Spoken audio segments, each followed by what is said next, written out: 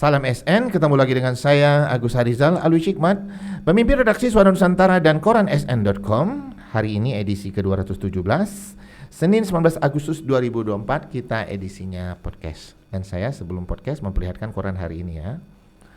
Silakan lihat tim kreatif ya.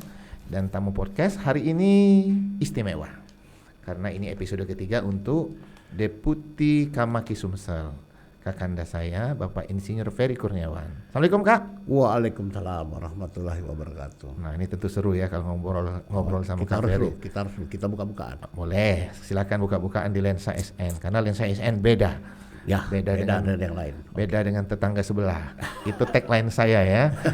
Dan kita di belakang layar tadi udah statement Kak ya, untuk ngobrol soal korupsi yang lagi jadi pembicaraan hangat di Sumatera Selatan. Yang pertama itu adalah tentang dugaan korupsi batubara di Sumsel. Ya. Dan nanti yang kedua itu tentang dugaan korupsi Jargas. Oke. Dan Kak Ferry akan berbicara soal Jargas nanti tentang uang yang mengalir kemana saja. Ya.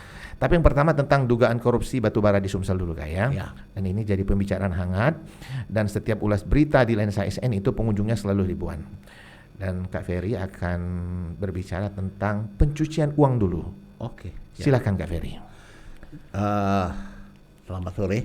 Selamat sore. Ya, jadi kita bicara tentang dugaan korupsi batubara. Ya, silakan Kak. Jadi dugaan korupsi ini dimulai ketika IUP PT Bukit Asam itu diambil alih oleh pihak swasta.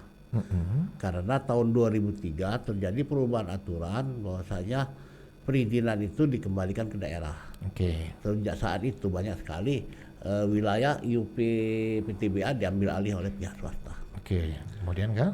Nah, kemudian dari sini muncullah IUP pihak swasta, di mana IUP ini ditengarai atau dicurigai luasannya itu lebih daripada yang diberikan izin oleh daerah, sehingga banyak sekali penyimpangan, salah satunya yang sedang kita bahas. Oke. Sebelum lanjut Kak, IUP mungkin penonton Lensa SN belum tahu apa IUP itu. IUP itu Pak. Izin usaha pertambangan. Oke, siap, lanjut Kak. Ya. Jadi banyak sekali IUP yang luasannya ya, dalam kategori luasan itu izinnya misalnya 200 hektar, tapi dia melakukan eksploitasi dan eksplorasinya mungkin 500 sampai 1000. Oke. Nah, jadi ini kan kalau kita ulas banyak sekali masalahnya. Oke. Jadi pertama masalah tentang ada 3 hal yang paling pokok. Pertama dana pasca tambang, jaminan dana pasca tambang dan reklamasi. Dana reklamasi Kak ya? Ya, karena ini menyangkut luasan ya. Ya. Jadi kalau dia ternyata lebih, maka terjadi pengemplangan Pak. Kalau izin saya 100, artinya segini ya, 100 ya. Tapi kalau dieksplorasi 500, dia tetap 100. Itu yang jadi masalah. Ya. Kemudian ada yang namanya DMO, Domestic Market Obligation, bahwasanya setiap pengusaha pertambangan, investor pertambangan itu wajib menjual kepada pemerintah, dan ini yang dipermainkan juga. Yang ketiga masalah RKAB, rencana kegiatan perusahaan selama 1 tahun. Itu kan dilaporkan ke kementerian berapa berapa luasan, bagaimana, dan ini pasti menyimpang karena luasannya aja sudah lebih daripada izin. 3 hal ini. Yang terakhir yang paling terjadi adalah pengemplangan pajak. Pengemplangan pajak. Mungkin Kakak bisa merincinya di sini, silakan Kak. Jadi pengemplangan pajak ini kita bermain dengan, mohon maaf ya, oknum ya. Oknum pajak dan juga oknum akuntan.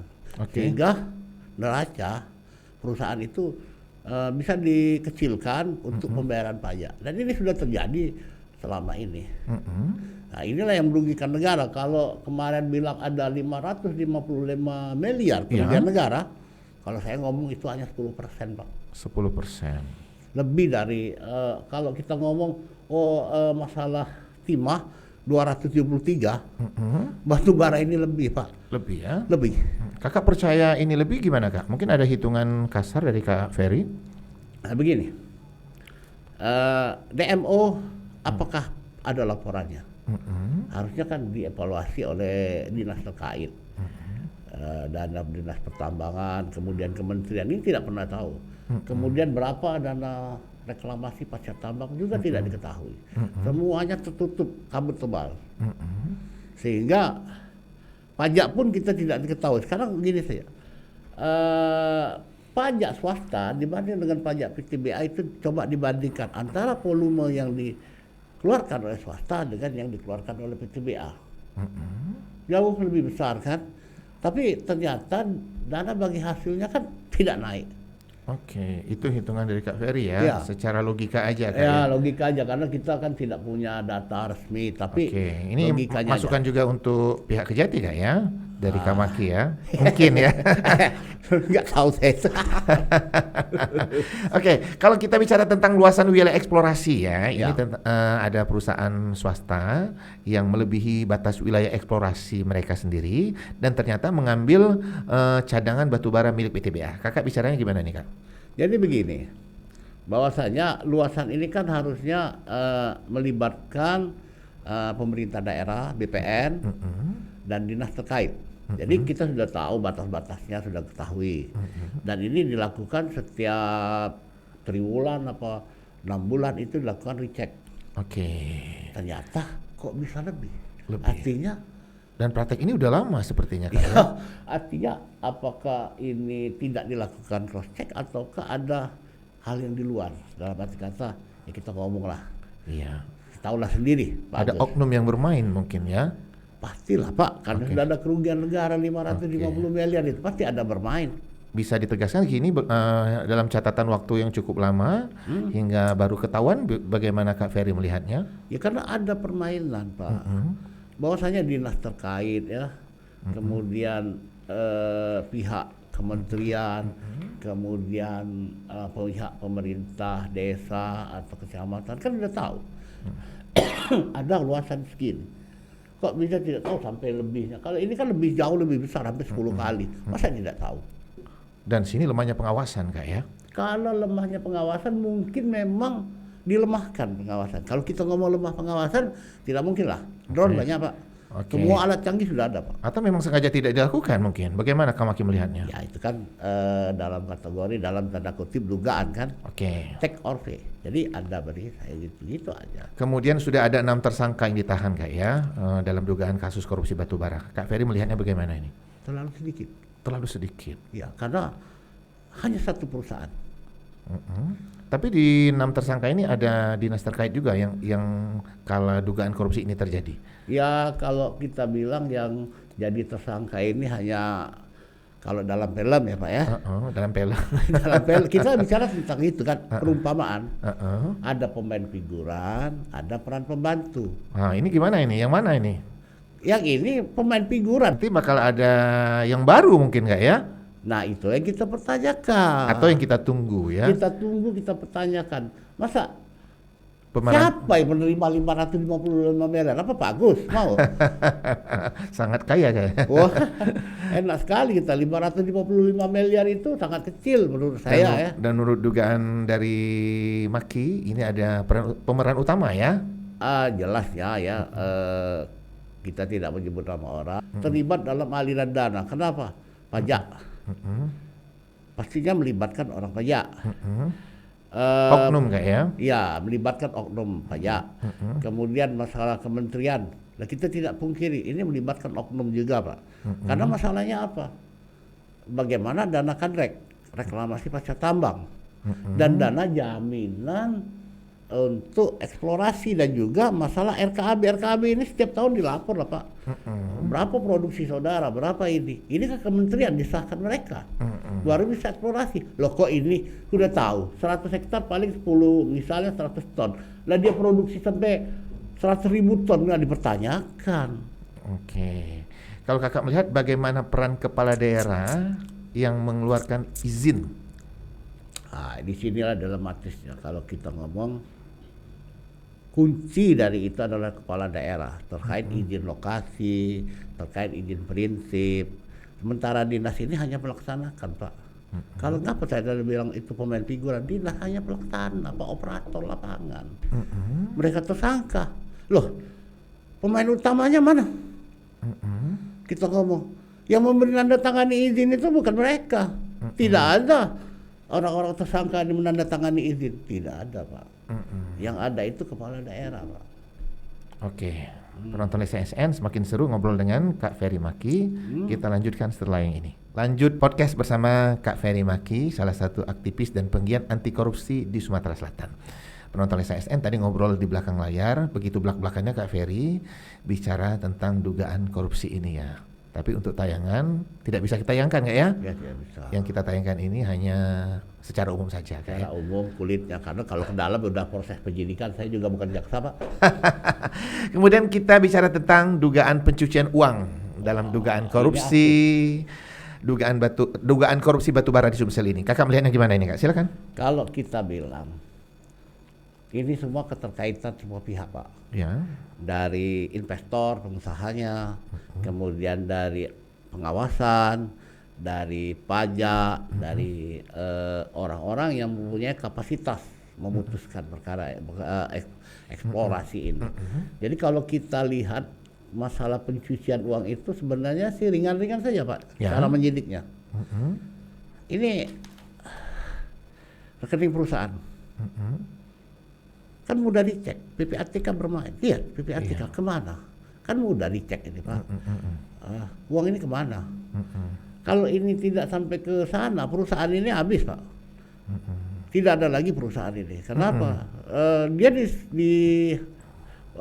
dia ditersangkakan tunggal sebagai corporate crime, tapi tidak, karena ini menyangkut banyak aspek oleh oknum-oknum, ya maaf dikata ada oknum pemerintah, ada oknum penegak hukum, ada oknum pusat, kan mereka menerima dana semua, dan ini harus dicek melalui perbankan.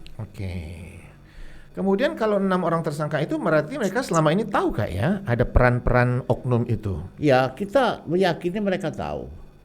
Tapi posisi mereka saat ini kan tertekan. Karena bagaimana mereka di dalam, bagaimana pihak keluarga di luar. Semua kan dalam posisi ditekan. Saya di dalam, saya berpikir bagaimana kalau saya ngomong, oh si Anu nerima anak istri saya. Itu kan ada ancaman. Semua pihak kan akan memberi awas loh. Kalau kamu bicara. Jadi dalam hal ini ada peran oknum lain Kak ya di balik 6 tersangka itu. Kakak melihatnya gimana? Kalau saya ngomong 6 tersangka ini kalau mereka menerima orang-orang 6 ini sampai lebih dari 10 miliar itu sudah sangat bagus, Pak. Karena mereka tuh hanya operator, Pak. Jadi paling-paling satu orang nerima 2-3 miliar lah, Pak ya. Karena mereka diduga ya. Diduga ya kalau kita ngomong kan. Juga pengusaha juga tidak mungkin uang ini mereka makan sendiri. Pasti ada bagian-bagian kepada orang-orang yang mempunyai hak memutuskan, hak mengawasi, dan hak menagih. Itu yang jadi masalah, Pak. Kalau saya melihatnya begini Kak ya, ada euforia waktu itu cadangan batubara di Lahat itu baru dieksplorasi Kak ya. Dan ini mungkin karena euforia, rasa senang hingga lemahnya kontrol di balik semua ini. Kakak melihatnya gimana? Kalau menurut saya bukan masalah euforia. Sedari awal sudah ada kong kali kong kalau kita ngomong kan. Sekarang ini batubara ini cadangan depositnya sangat besar. Terbesar di Indonesia untuk Sumatera Selatan. Ya, karena apa? Semua lahan itu sudah diterbitkan IUP BUMN atau nama PTBA. Tapi ini diambil alih. Sehingga pengusaha-pengusaha ini kita ngomong orang-orang kuat lah Pak. Jadi mereka kan dengan mudahnya, saya mau eksplorasi. Kita ngomong dengan oknum, kepala daerah, oknum apa, ya mudah saja. Berarti dugaan korupsi ini akan bergeser ke tempat lain atau akan makin meluas Kak ya? Harus meluas. Sekarang Anda mau menuduh orang 6 ini masalah kerugian negara 555 miliar, dasarnya apa? Apa ada dalam dakwaan? Bisa dibuat dalam dakwaan orang 6 ini menerima uang 0,5 triliun. Bagaimana? Apa isi dakwanya nanti? Bahwasanya ke-6 tersangka diduga menerima uang senilai 500 miliar. Kalau kita bicara peran mereka hingga terjadi tidak ada kontrol di balik ini hingga negara dirugikan, Mereka kan hanya melaksanakan maunya mereka, mungkin Pak, mereka mau ngontrol. Tapi kapasitasnya kan mereka tuh kalau kita ngomong hanya pesuruh Pak. Pesuruh ya. Jadi tidak punya hak kontrol. Ini ada masalah Pak, luasan gini, lu diam aja. Jadi kita balik lagi, ada peran figuran, ada pemeran utama. Ya, sekarang ini baru sebatas pemeran figuran. Pemeran figuran. Ya. Ada pemeran pembantu juga berarti nanti ya. Ya, Kita kan bicara pembantu levelnya sedikit lagi. Level peran pembantu itu ada di daerah. Pemeran utamanya ada di pusat. Oke, harapan Kak Ferry Maki selaku penggiat anti korupsi di Sumatera Selatan dengan dugaan korupsi ini kepada Kejati Sumsel, apa Kak? Silakan. Kita berharap jangan satu Pak. Kalau satu kita ngomong ini termasuk klasifikasinya gagal Pak. Ada puluhan perusahaan. Kemarin itu katanya ada 43 yang sudah dilakukan selidik. Diselidiki adanya hal yang sama ya. Nah, kenapa itu tidak dilanjutkan? Harusnya diumumkan 43 perusahaan ini seperti apa, lokasi mana. Kan bisa ditanya kepada masyarakat, apakah benar seperti ini. Kan sepertinya ditutup yang ini aja, mungkin ini yang paling lemah. Hantam 555 miliar. Jadi kita merasa belum optimal Pak. Belum optimal ya. Dan ini untuk masukan juga untuk Kejati ya. Oh iya harus. Dari Deputi Kamaki Sumsel Bapak Insinyur Peri Kurniawan. Oke. Penonton SASN, kita tinggalkan pembahasan tentang dugaan korupsi batubara di Sumsel dan kita bergeser ke pembahasan yang lain ya Kak Ferry ya. Tadi kita sepakati Kak Ferry akan membahas dugaan korupsi Jargas. Ya Jargas. Dan Kak Ferry kayaknya menggebu-gebu tentang aliran uang. Tentang statement Kak Ferry ini sebenarnya sudah terbit di Suara Nusantara edisi cetak hari ini ya, di edisi Senin 19 Agustus 2024, posisinya di kaki bawah. Kejar aliran uang dugaan kasus korupsi Jargas PT SP2J BUMD Pemkot Palembang. Dan sudah terbit juga di koran sn.com. Ya. Tapi Kak Ferry ingin mengulanginya, mendalaminya lagi. Mendalaminya. Silakan Kak Ferry. Jadi Jargas ini berawal dari adanya bantuan luar negeri, loan dari pemerintah Australia. Iya. Untuk pemasangan jaringan gas kota untuk masyarakat di kota Palembang saat itu ya. Itu sedang berjalan. Kemudian PT SP2J, Pak, kita ngomong jaringan gas ya, melakukan juga pemasangan yang sama dengan lokasi yang sama. Oh gitu. Ya, salah satunya di tempat saya sendiri. Itu sampai sekarang belum ada itu, padahal itu diproyeksikan ada. Nah, ketika itu berlangsung, ada tumpang tindih, sepertinya ada tumpang tindih antara bantuan Australia dan juga pekerjaan swakelola oleh SP2J. Nah, ini menjadi masalah ketika dilaksanakan dengan sistem swakelola, Pak. Akibatnya mereka melakukan pembelian sendiri material, upah kerja, sehingga tidak ada kontrol bahwasanya ini, seperti ini, semuanya dikerjakan sendiri. Sehingga proyek ini entah bagaimana menjadi masalah ketika akan dilakukan pertanggungjawaban. Proyek ini 21 miliar kecil Pak, dibanding proyek Australia yang ratusan miliar. Akhirnya lambat laun lapor ke Polda. Mungkin sudah berapa tahun ini akhirnya naik Pak. Naik ya. Ke penyidikan dan sudah menetapkan 4 tersangka. Dan sudah ditahan ya. Benar tim kreatif Dedi? Udah ditahan. Oke, lanjut Kak ya. Jangan menyebut nama Kak ya. Yang sudah ditahan. Kita kasihan juga dan keluarganya Pak. Ya, silakan Kak. Kembali kepada seperti saya ngomong di pertambangan. Oke. Mereka ini pemain pembantu Pak. Karena bukan figuran, mereka pembantu. Yang ini pembantu atau figuran yang 4 ditahan ini? Yang untuk kasus pembantu. Oke. Jadi aktor utamanya adalah orang yang memberikan penyertaan modal atau hibah ke SP2J. Oke. Alasan mereka memberikan penyertaan modal ini apa? Karena sudah ada kan yang dari atas, yang dari Australia. Loh, kenapa ditambah? Ya ini tidak pernah diungkap. Harusnya ini diungkap alasan dari pemerintah Kota Palembang memberikan dana tambahan. Mm-mm. Harusnya kan selesaikan dulu proyek itu, bagaimana jangan sampai ada tumpang tindih. Kemudian proyeknya juga harusnya dilelang. Kenapa swakelola kerja sendiri? Karena angkanya tidak boleh ditunjuk ya, penunjukan Ya. langsung. Penunjukan langsung itu harus mempunyai istilah kita katalog harga. Sekarang harganya kan tidak ada, Pak. Mm-mm. Masalah pipa gas berapa harganya tidak ada. Upah kerja tidak ada. Pokoknya, oh ini ada duit, gali, pasang. Nggak tahu di mana pasangnya. Apakah oh ini punya Australia, apa ini kan tumpang tindih. Oke. Sehingga jelasnya proyek ini sebenarnya ya kalau kita ngomong agak berbaik hati pihak Polri dengan kerugian yang sedikit itu. Karena ya mereka juga mikir ya, kalau mau diungkap Pak, lebih besar lagi Pak. Lebih besar lagi. Lebih besar lagi. Bisa diungkap di sini kan? Kita nggak bisa Pak ya, karena harus dilakukan audit. Oke. Oke. Tentang pemeran pembantu, pemeran utama, pemeran penggilan dulu ya, pemeran pembantu dan pemeran utama. Apa figurannya gimana Kak? Kalau figurannya untuk apa? Tukang-tukang Pak. Oh gitu.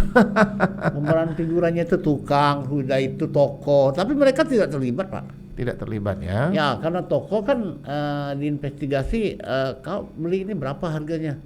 Kemarin kan mereka ngomong harga 10.000 ya, diminta kan di invoice-nya jadi 15, 12, lebih naik lebih tinggi kan. Mereka tidak, mereka kan jual material, tukang juga upah kerja. Jadi semua ini diatur oleh pemeran pembantu ini. Tentunya ada pihak yang lebih tinggi. Tidak mungkin pembantu ini tidak setor ke bos. Oke. Harapan Kak Ferry kepada yang mengusut dugaan korupsi ini gimana? Ya kita ungkap siapa aktor utamanya. Kalau orang 4 tersangka ini, kalau dibilang aktor utama, aduh, tidak mungkin Pak. Karena mereka melaksanakan ini kan melapor. Saya laksanakan, harus ada laporan. Ngobrol dengan Kak Ferry tentang korupsi di Sumatera Selatan tak ada habisnya ya. Di belakang layar tadi menggebu-gebu Kak Ferry bicara. Dan kita tinggalkan korupsi Jargas ya. Jargas batubara nanti. Oke, kita bergeser lagi, pindah ke topik yang lain, dugaan korupsi internet di Mubah. Yang saat ini dugaan korupsi ini ditangani Kejati Sumsel. Ya. Kakak melihatnya gimana Kak? Silakan. Jadi kalau melihat dengan hasil audit ya, kita ngomong KN ya, kerugian negara yang dinyatakan oleh pihak kejaksaan 27 miliar, agak miris Pak. Karena kelihatannya tersangka ini orang-orang yang punya duit ratusan juta Pak. Jadi belum sampai miliaran. Jadi sekarang kita tanya yang 27 miliar ini siapa? Siapa yang menerima aliran uang itu Kak ya? Karena kontraktornya juga sudah ngomong ya. Wah ini kan mereka dapat proyek apa seperti apa kan. Tapi kita tidak mau mendahului apa yang dinyatakan oleh pihak kejaksaan dalam penyidikan ini. Kita tunggu saja nanti proses sidang. Tapi yang jelasnya proyek ini adalah proyek yang sudah kalau kata orang Palembang dipesan, dicup. Oh dicup ya. Ya kita ngomong bahasa Palembang dulu, tidak apa-apa. Siap, aman. Cup. Jadi proyek yang dicup ini harus store fee. Oke, diduga ya? Iya, diduga ini sudah kita sering ikut diduga ya, kita tutup aja jangan sampai menuduh. Bahwa ini setoran fee 27 miliar ini Tidak mungkin mengalir ke satu orang nggak ya? lah hebat sekali mereka. Coba lihat kehidupan mereka yang tersangka ini kan tidak sampai seperti itu. Nah sekarang kita lihat pada periode kepala daerah siapa dan periode sekretaris daerah siapa. Pada saat dugaan korupsi ini terjadi Kak ya? Iya, dan di situ kan kita sudah bisa melihat orang-orangnya. Kita tanya dengan unit layanan pengadaan ULP pada saat itu siapa pesertanya, bagaimana hasil evaluasinya kan mudah terlihat di sana. Iya. Bahwasanya ini ada pengarahan ke siapa dan siapa yang nyuruh. Kan tidak terlalu sulit ini Pak, karena kasus korupsi di Sumsel ini tidak sulit, tidak rumit dan orangnya tidak terlalu canggih. Tapi mereka berani bayar itu Pak. Jadi Kak Ferry melihatnya ini sama dengan dugaan korupsi yang kita bahas yang pertama dan kedua tadi ya. Ya. Ada pemeran figuran, Nah kalau ini masih tetap pembantu juga. pembantu juga, ada pemeran pembantu dan ada pemeran utama. Iya. Dan ini perjalanan panjang bagi Kejati nanti untuk mengungkapnya Kak ya, kalau banyak pemeran ini Kak. Ya sebenarnya sih banyak Pak. Kalau kita mau ungkap 27 miliar ini bukan sedikit lah untuk daerah Pak ya. Ya. Harusnya melibatkan orang-orang yang di level 2 dan 3. Kita tidak mau menyebutkan namanya kan. Ya. Di level 2 siapa? Karena proyek-proyek ini kan ada dinas. Di atas dinas kan ada koordinator dinas. Ada kepala daerahnya. Nah, ini harus dipertanyakan. Dalam Bagaimana proses tanggung penyidik. jawab ya? Iya, karena proses-proses ini kan dipertanggungjawabkan. Ini udah lama loh. Iya. Setiap tahun dievaluasi. Bagaimana hasil kerja inspektorat kok bisa lepas? Ada apa kan? Jadi banyak peranan pihak terkait ya. Banyak peranan pihak terkait dan juga orang yang ikut bermain Pak. Ikut bermain tanda kutip ya, Ya. dalam dugaan korupsi dalam proyek ini ya, Dalam proyek yang ini. diduga dikorupsi. Karena apa? Kalau proyek ini terungkap, akan banyak yang terungkap. Oke. Kak Ferry, kita ditemani tim kreatif Dedi Suhendra ya, yang juga redaktur pelaksana Suara Nusantara dan koran sn.com. Kayaknya Dedi ada yang mau ditanya soal dugaan korupsi internet di Mubah. Oh silakan. Soalnya DPO sempat ada penerbitan DPO Ded ya. Iya. Ya. Dan kemudian dapat dan kemudian sudah ditahan dan ditetapkan tersangka Ded ya. Iya. Dan menurut keterangan dari DPO ketika ditanyakan aliran uang ya, dia melempar itu kepada pengacaranya. Iya. Nah, Dedi mungkin ada ditanya sekitar itu, silakan Dedi. Ya Kak, saat DPO tersebut ditangkap oleh tim tabur bersama Polda Kak ya, kan dirilis. Usai rilis kita wawancarai si DPO tersebut, namun silakan katanya menanyakan ke pengacara. Pengacara kita tanyakan pengacara terkait dugaan aliran 7 miliar Kak ya, yang sebelumnya disampaikan dirilis oleh Kasipenkum Kejati Sumsel Fani Yuliakasari SMH bahwa diduga DPO tersebut menerima 7 miliar tersebut. Namun pengacaranya menyampaikan membantah Kak ya, membantah hal tersebut dan akan mengajukan sebagai JC Kak ya, Justice Collaborator. Mungkin untuk JC nih, tanggapan dari Kamaki gimana Kak? Jadi kalau dia menyatakan bahwa ini mereka bukan yang menerima 7 miliar, menurut saya ini masuk akal Pak. Ya. Masuk akal 7 miliar bahwa dia, karena dia bukan stakeholder yang mempunyai keputusan Pak ya. Nah, kita berharap pada saat sidang kan ada pengajuan JC, maka itu diungkap dalam eksepsi bahwasanya aliran dana ini kemana yang kita tunggu-tunggu. Kalau dia tidak menyebutkan aliran dana ini kemana, maka JC-nya batal. Dia harus jelas ke siapa memberikan ini. Atau kemana. Jadi bisa terungkap ini yang disebutkan pengacara tersebut. Karena ini kan masih ada 20 lagi Pak, baru 7. Baru 7. Itu jawaban Kak Ferry tentang apa tadi Den? GC ya. Penonton Lesa SN, tak terasa kita udah di ujung obrolan ya. Dan biasanya di ujung obrolan podcast ada harapan atau pesan tamu podcast kepada penonton Lesa SN. Karena Kak Ferry Maki bergerak sebagai penggiat anti korupsi, mungkin sekitar itu Kak Ferry punya pesan tersendiri untuk penuntasan korupsi di Sumatera Selatan. Silakan Kak. Jadi kita berharap banyak sekali kasus korupsi yang saat ini diungkap ya. Ini menunjukkan bahwa Sumatera Selatan ini menjadi daerah rawan, zona merah korupsi. Jadi kita minta kepada kejaksaan ini harus diungkap secara detail dan kepada pelaku utama. Kalau ini tidak sampai ke atas, maka akan terjadi terus Pak, terjadi terus. Karena orang-orang ini mempunyai akses kepada yang di atasnya. Jadi mereka ini dalam bentuk mafia secara tidak langsung. Jadi kita berharap kejaksaan mengungkap perkara korupsi di Sumsel ini sampai ke akar-akarnya. Oke, itu harapan dari Penggiat Anti Korupsi Sumatera Selatan, Kak Ferry Maki ya. Dan penonton SN, kita sudah selesai podcast bersama Kak Ferry ya. Jangan lupa untuk like, comment, share, dan subscribe kanal YouTube Lensa SN agar informasi menarik dari kanal YouTube ini tetap tersebar merata di bumi Sumatera Selatan. Demikian dari saya, salam SN, salam kompak selalu.